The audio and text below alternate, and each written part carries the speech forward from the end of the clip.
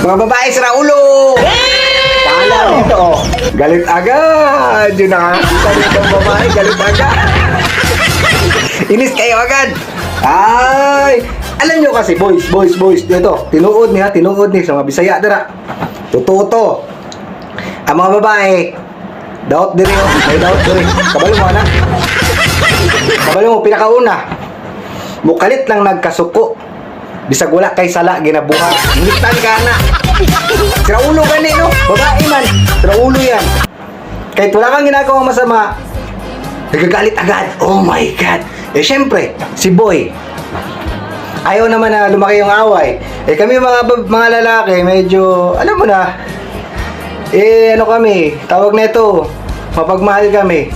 Syempre, para hindi mag-away, hindi lumaki yung away, hindi masira yung pamilya, we have to say, sorry.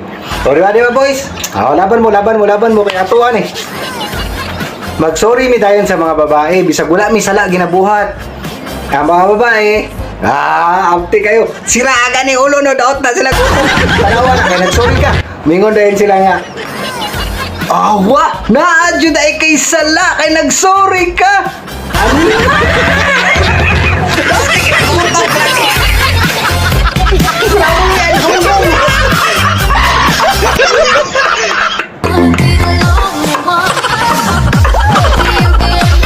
Kaya boys, bisag usawan man ninyo na, bisag usawan man natong bali-bali.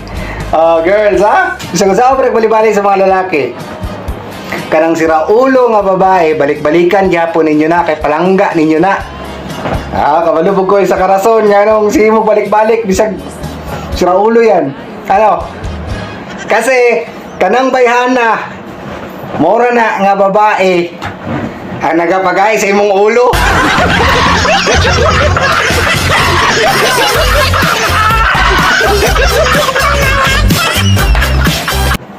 Tingnan mo, pati ako, sira ulo na rin.